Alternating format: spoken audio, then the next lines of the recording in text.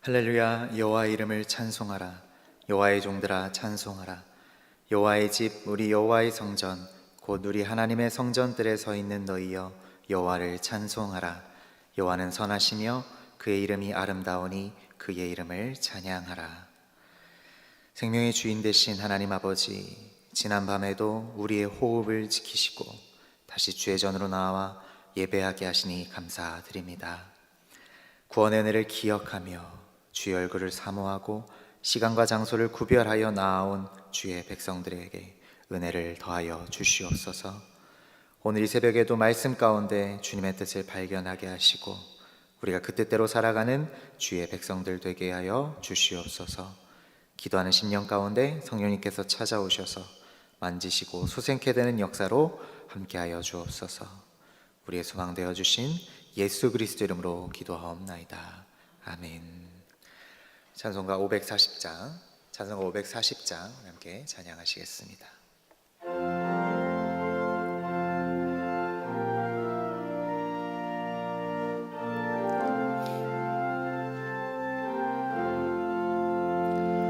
주의 음성을 내가 들으니 사랑한단 말이세.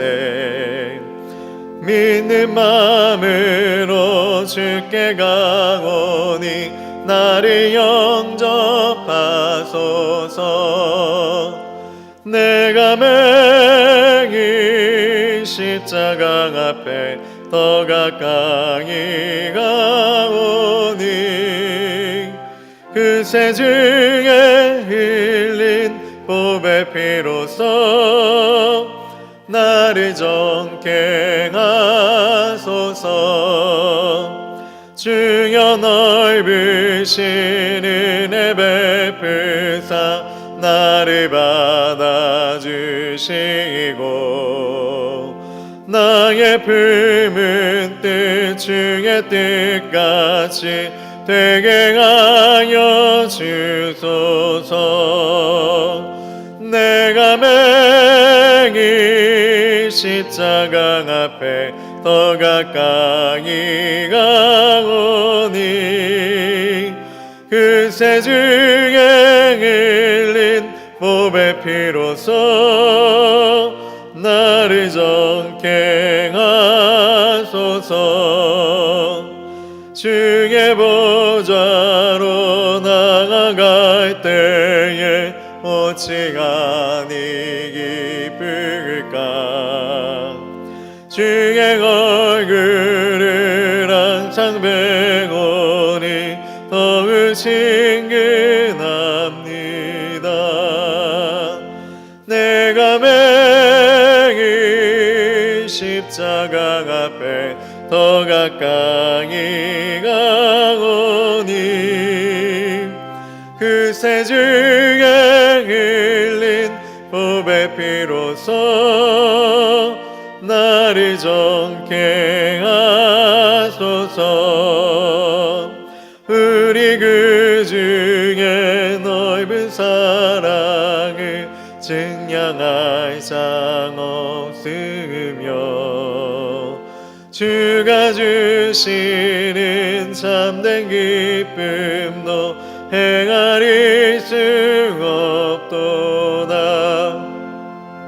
내가 매일 십자가 앞에 더 가까이 가오니 그 새 중에 흘린 보배 피로써 나를 정케 하소서.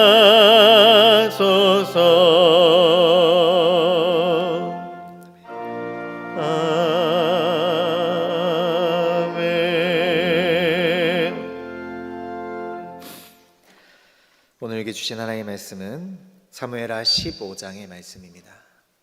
구약성경 사무엘하 15장의 말씀을 함께 교독으로 봉독하시겠습니다. 그 후에 압살롬이 자기를 위하여 병거와 말들을 준비하고 호위병 50명을 그 앞에 세우니라.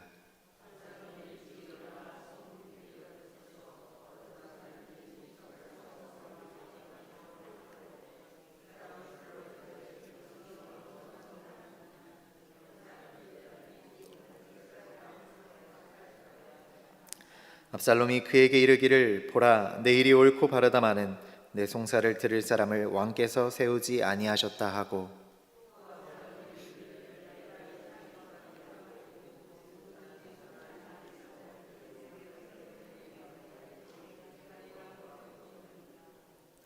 사람이 가까이 와서 그에게 절하려 하면 압살롬이 손을 펴서 그 사람을 붙들고 그에게 입을 맞추니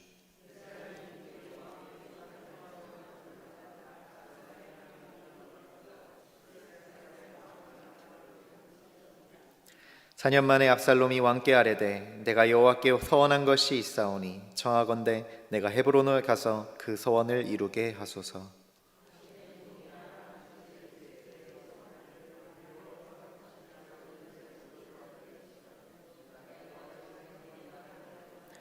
왕이 그에게 이르되 평안히 가라 하니 그가 일어나 헤브론으로 가니라.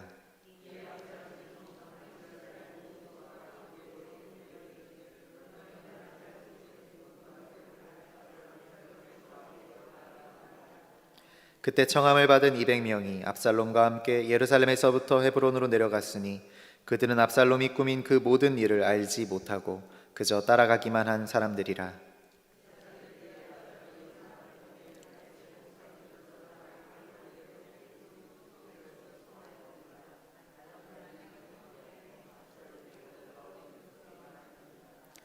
전령이 다윗에게 와서 말하되 이스라엘의 인심이 다 압살롬에게로 돌아갔나이다 한지라.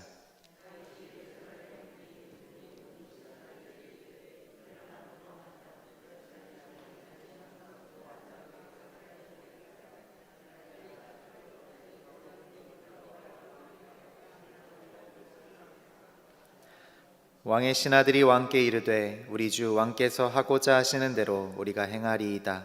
보소서 당신의 종들이니이다 하더라.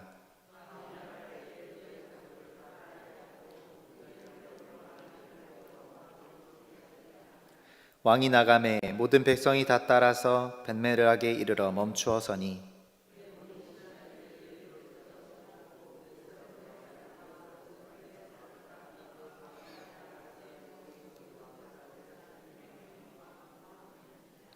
그때 왕이 가드 사람 이때에게 이르되 어찌하여 너도 우리와 함께 가느냐? 너는 쫓겨난 나그네인이 돌아가서 왕과 함께 내 곳에 있으라.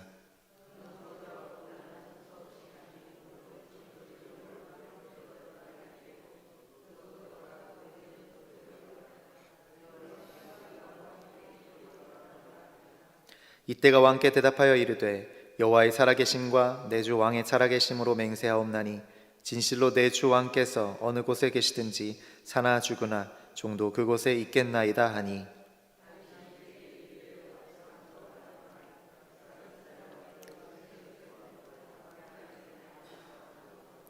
온 땅 사람이 그 큰 소리로 울며 모든 백성이 앞서 건너가매 왕도 기드론 시내를 건너가니 건너간 모든 백성이 광야길로 향하니라.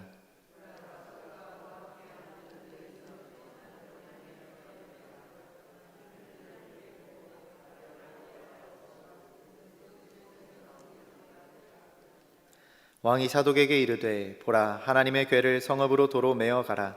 만일 내가 여호와 앞에서 은혜를 입으면 도로 나를 인도하사 내게 그 궤와 그 계신대를 보이시리라.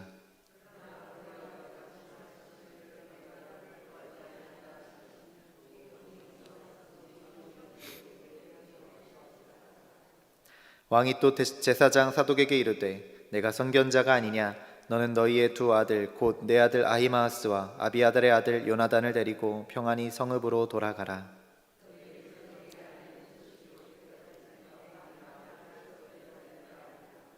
사독과 아비아달이 하나님의 궤를 예루살렘으로 도로 메어다 놓고 거기 머물러 있으니라.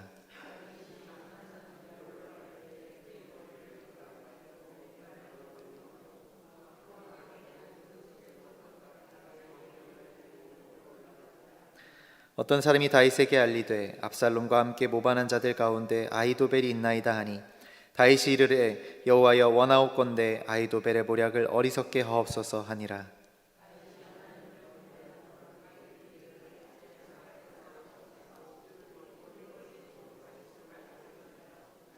다윗이 그에게 이르되 내가 만일 나와 함께 나아가면 내게 누를 끼치리라.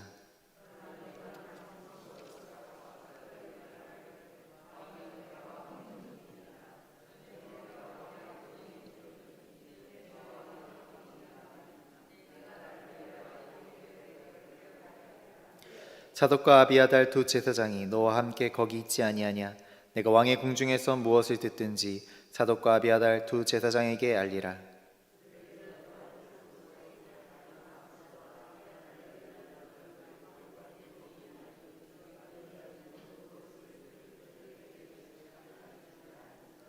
함께 읽겠습니다.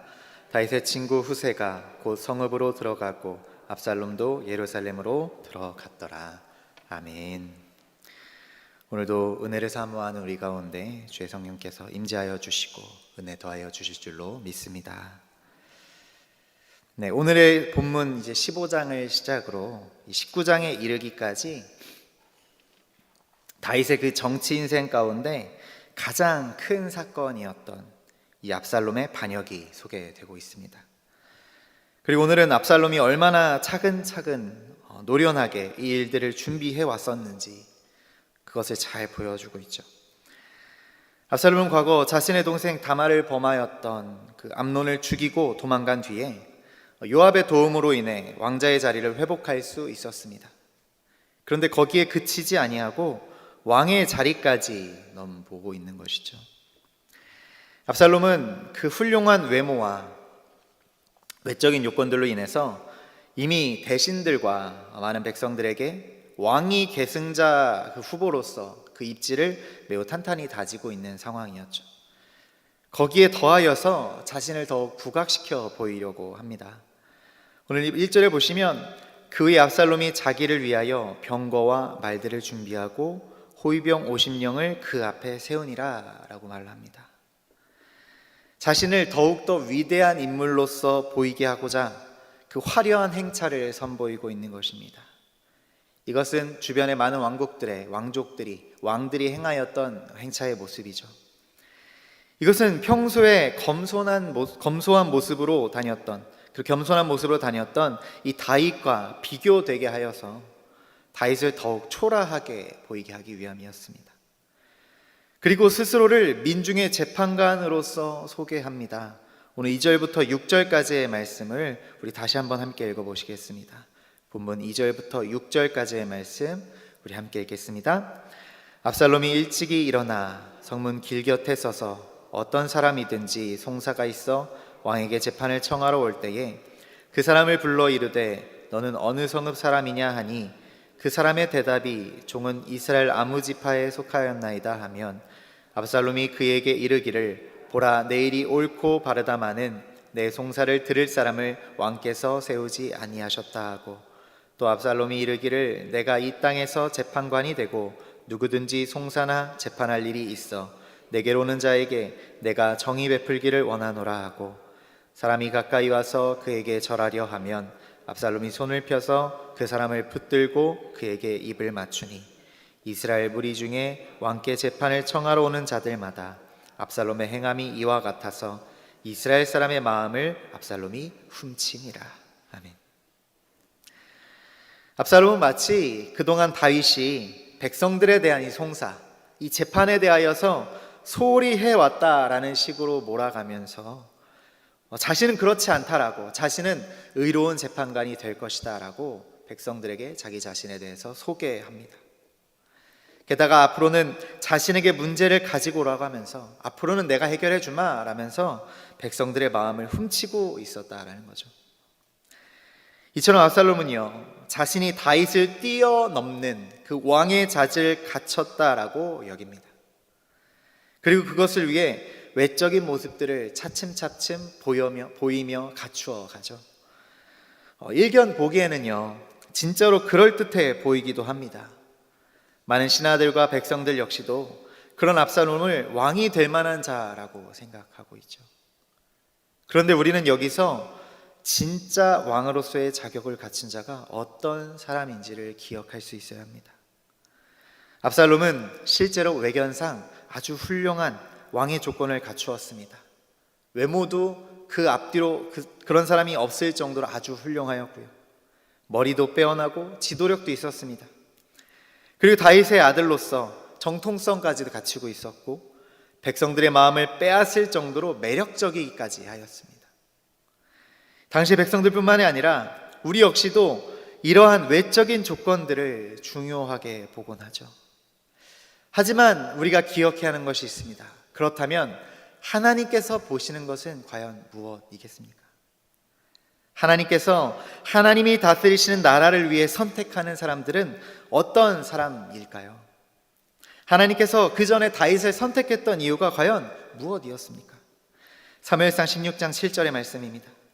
여호와께서 사무엘에게 이르시되 그의 용모와 키를 보지 말라. 내가 이미 그를 버렸노라. 내가 보는 것은 사람과 같지 아니하니 사람은 외모를 보거니와 나 여호와는 중심을 보느니라 하시더라. 아멘. 하나님은 중심을 보신다 말씀하십니다. 그렇기에 다윗을 선택하셨었죠. 맞습니다. 하나님은요, 하나님의 일을 위해 하나님을 향한 중심이 분명한 이들을 선택하신다는 겁니다. 외모, 학벌, 재력 등등 이 외적인 요소들은 그 기준 안에 없다는 거죠.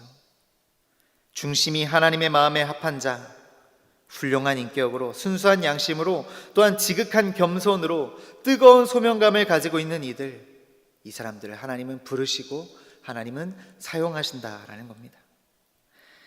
압살롬은 이 부분들에 대하여서는 크게 염두에 두지 않는 모습을 보게 됩니다.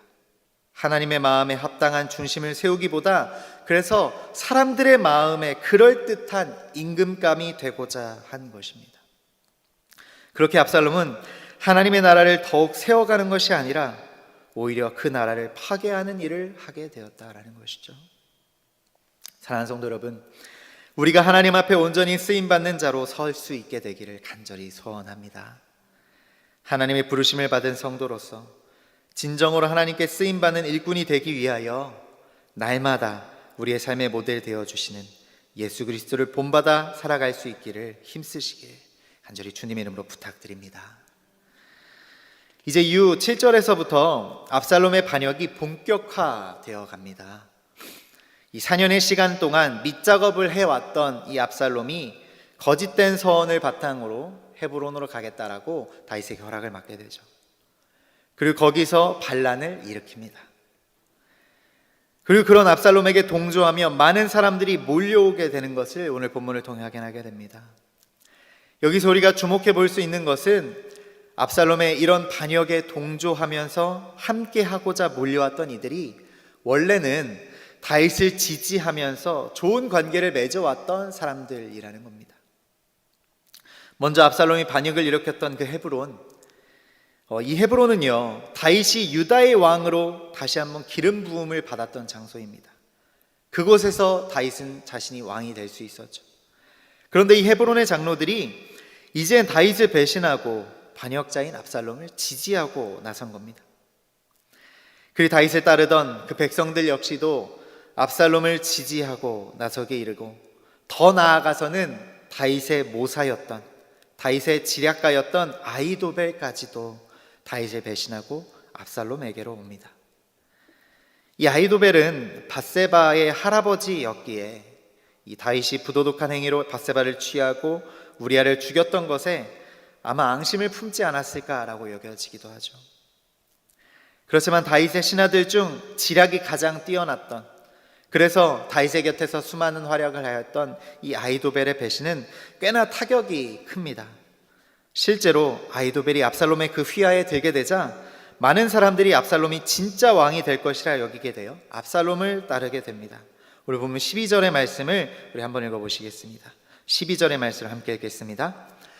제사 드릴 때에 압살롬이 사람을 보내 다윗의 모사 길로 사람 아히도벨을 그의 성읍 길로에서 청하여 온지라.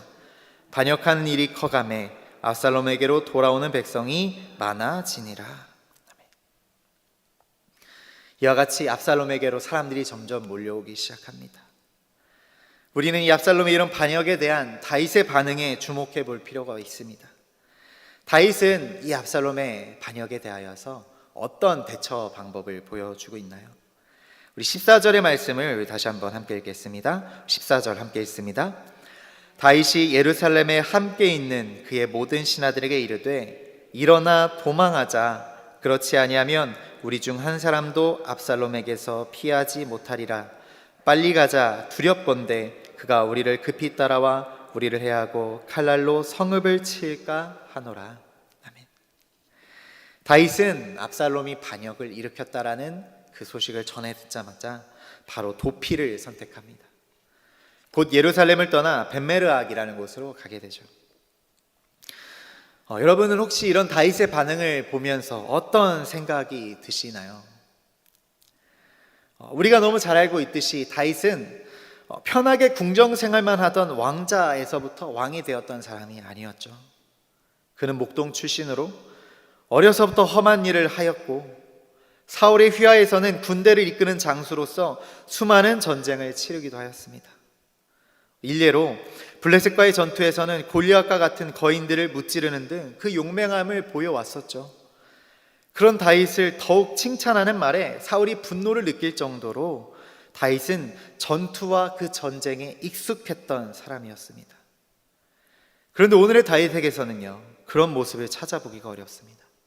마치 체면과 권위를 다 잃어버리고 목숨을 잃게 될 것이 두려워 도망가려는 것처럼 여겨지기도 합니다. 하지만 우리는 여기서 이 다윗의 의도를 잘 확인해 볼 필요가 있습니다. 정말 다윗이 그 아들 압살롬이 무서워서, 그 전투하는 것이 무서워서 그저 도망을 가는 것일까요? 물론 압살롬이 자신이 사랑하는 아들이기에 직접적인 전투를 피하고자 하기도 합니다. 그리고 예루살렘의 성과 백성들을 보호하기 위함이었죠. 그리고 결정적으로는 자신의 힘으로 피를 흘려 이 왕의 자리를 유지하는 일, 그 왕위를 결정짓는 일을 피하고자 함이었습니다. 이것은 다윗의 그 피난길에 다윗을 따르고자 찾아오는 자들에게 다윗이 어떻게 하였는지를 보면 알 수 있게 됩니다. 다윗이 이렇게 도피를 결정하고 피난을 가게 되자 다윗에게 충성스러웠던 신하들과 그의 사람들이 다윗을 뒤따릅니다. 또 17절에 보시면 그렛과 블렛 사람들, 그리고 가드에서 600명의 군사가 도피하는 다윗을 따르게 됩니다. 다윗이 마음을 독하게 먹었더라면, 그래서 일전을 불사하였더라면 아마 자신을 따른 이들을 모두 모아서 이끌고 압살롬과 일전을 벌일 수도 있었을 겁니다. 그러나 다윗은 그 군대를 이끌고 왔던 가드 사람 이때에게 이렇게 말을 하죠. 19절과 20절의 말씀입니다. 19절과 20절의 말씀 우리 한번 읽어보시겠습니다. 그때의 왕이 가드 사람 이때에게 이르되 어찌하여 너도 우리와 함께 가느냐? 너는 쫓겨난 나그네이니 돌아가서 왕과 함께 내 곳에 있으라. 너는 어제 왔고 나는 정처 없이 가니 오늘 어찌 너를 우리와 함께 떠돌아다니게 하리요? 너도 돌아가고 내 동포들도 데려가라. 은혜와 진리가 너와 함께 있기를 원하노라 하니라. 아멘. 이때에게 자신을 따르지 말고 돌아가라 라고 권하는 다윗을 보게 됩니다. 만약 다윗이 지금 두려워서 도망을 가는 상황이라면, 그렇다면 자신을 보호하기 위해 군대를 더욱 불러 모을지언정 지금처럼 그들을 물리지는 않았을 것입니다. 또한 이후에 제사장 사독과 아비아달, 그리고 모든 레위인들이 하나님의 언약궤를 가지고 다윗에게 합류하고자 할 때에도 다윗은 그들을 다시 원래 자리로 돌려보냅니다. 그리고 다윗은 그 마음이 어떠하였는지, 그의 중심이 어떠한지 그 믿음을 보입니다. 우리 마지막 25절과 26절의 말씀을 우리 함께 읽어보시겠습니다. 25절과 26절까지 말씀입니다. 왕이 사독에게 이르되 보라, 하나님의 궤를 성읍으로 도로 메어 가라. 만일 내가 여호와 앞에서 은혜를 입으면 도로 나를 인도하사 내게 그 궤와 그 계신 데를 보이시리라. 그러나 그가 이와 같이 말씀하시기를 내가 너를 기뻐하지 아니한다 하시면 종이 여기 있사오니 선이 여기시는 대로 내게 행하시옵소서 하리라. 아멘.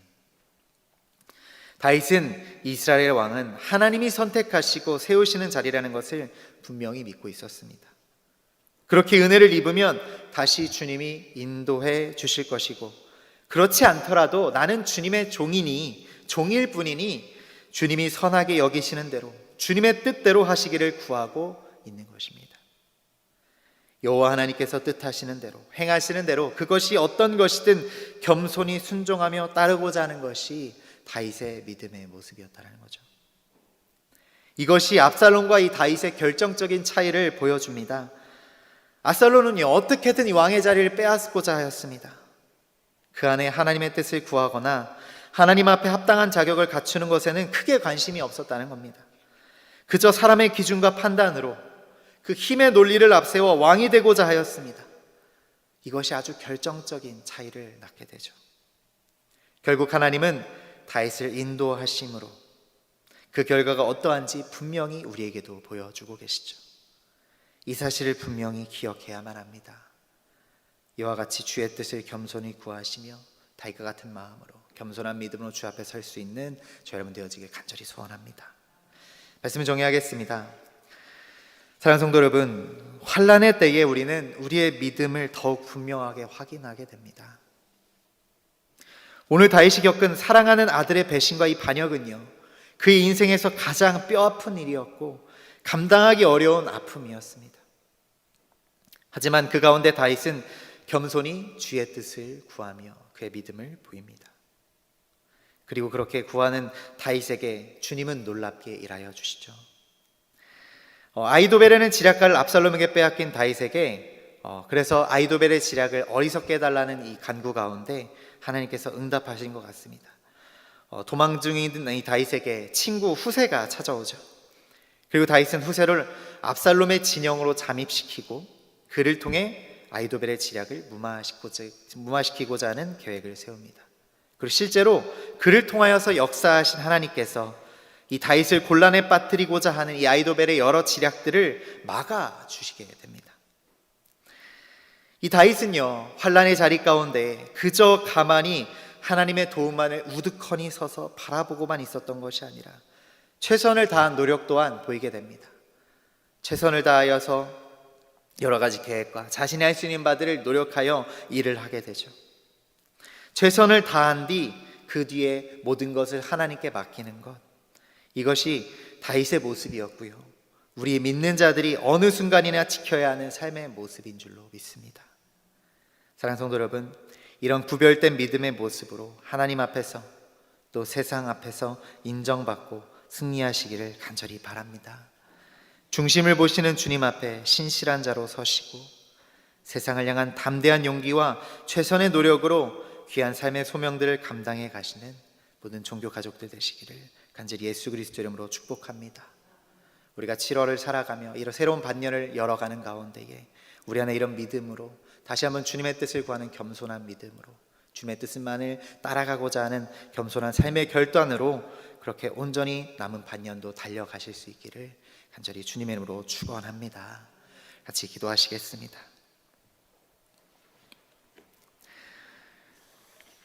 우리의 모든 것 대신 전능하신 하나님 아버지, 우리를 돌보시고 만져주시는 주님의 은혜에 감사드립니다.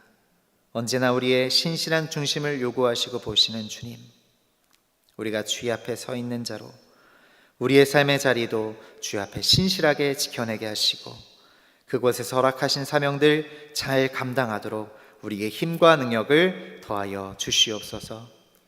이제 간구하며 주의 뜻을 구하는 성도들의 기도를 들으시고 믿음으로 우리의 가정과 일터와 배움터와 또 주의 몸된 교회와 이 나라 이 민족을 위해서 기도하며 나아갈 때 주의 뜻대로 그곳 가운데 응답하여 주시옵소서.